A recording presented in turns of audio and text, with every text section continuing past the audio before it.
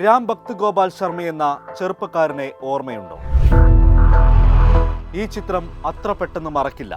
പൗരത്വ നിയമത്തിനെതിരെ പ്രതിഷേധിച്ച ഡൽഹി ജാമിയ മിലിയ സർവകലാശാലയിലെ വിദ്യാർത്ഥികൾക്ക് നേരെ വെടിയുതിർത്ത 18കാരൻ. ഇയാളെ ഓർമ്മയുണ്ടോ?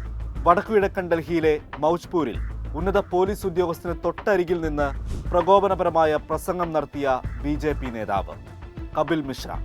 പ്രസംഗം കഴിഞ്ഞതിന് പിന്നാലെ വടക്കുകിഴക്കൻ ഡൽഹി കലാപത്തിലമർന്നു. കലാപത്തിൽ 53 പേർ കൊല്ലപ്പെട്ടെന്നാണ് ഔദ്യോഗിക കണക്ക്. ഇതിൽ 2 മുസ്ലിം വിഭാഗത്തിൽപ്പെട്ടവർ. 100 കണക്കിന് വീടുകൾ കലാപകാരികൾ തകർത്തു. കടകൾ കൊള്ളയടിക്കപ്പെട്ടു. വാഹനങ്ങൾ കത്തിച്ചു.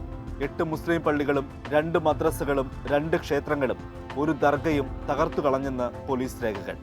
2619 പേർ അറസ്റ്റിലായി. അവരിൽ 2094 പേരും ഇപ്പോൾ ജാമ്യത്തിൽ പുറത്താണ്.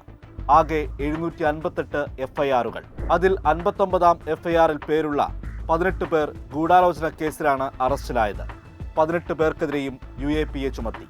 UAPA ചുമത്തിയവരിൽ 12 പേരും കഴിഞ്ഞ 4 വർഷമായി ജയിലിനുള്ളിലാണ്. എന്നാൽ അതിൽ പരസ്യമായി വെടിയുതിർത്ത രാം ഭക്ത് ഗോപാലോ, ആൾക്കൂട്ടത്തിനിടയിൽ വിദ്വേഷ പ്രസംഗം നടത്തിയ കപിൽ മിശ്രയോ പർവേഷ് വർമ്മയോ ഇല്ല.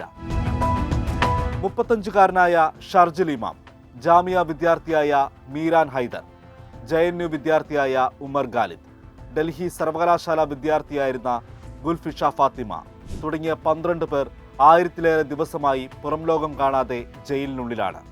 വിചാരണ കോടതി മുതൽ സുപ്രീം കോടതി വരെ ജാമ്യത്തിനായി ചെന്നെങ്കിലും നിരസിക്കപ്പെടുകയോ പലവട്ടം കേസ് മാറ്റിവെക്കപ്പെടുകയോ ചെയ്തു. ഗൂഢാലോചനയാണ് കുറ്റമെങ്കിലും ഇവർക്കെതിരെ കൃത്യമായ തെളിവുകൾ കണ്ടെത്താൻ അന്വേഷണ സംഘത്തിന് ഇപ്പോഴും കഴിഞ്ഞിട്ടില്ല. 18 വയസ്സ് തികഞ്ഞില്ലെന്ന വാദമുയർത്തി അന്ന് രാം ഭക്ത് ഗോപാലിനെ ജുവനൈൽ ജസ്റ്റിസ് ബോർഡിന്റെ കസ്റ്റഡിയിൽ വിട്ടിരുന്നു. 28 ദിവസം കഴിഞ്ഞ് പുറത്തിറങ്ങിയ രാം ഭക്ത് ഗോപാൽ ഇപ്പോൾ വെടിയുണ്ടകളേക്കാൾ മാരകമായ വിദ്വേഷ പ്രസംഗങ്ങൾ തുടരുകയാണ്.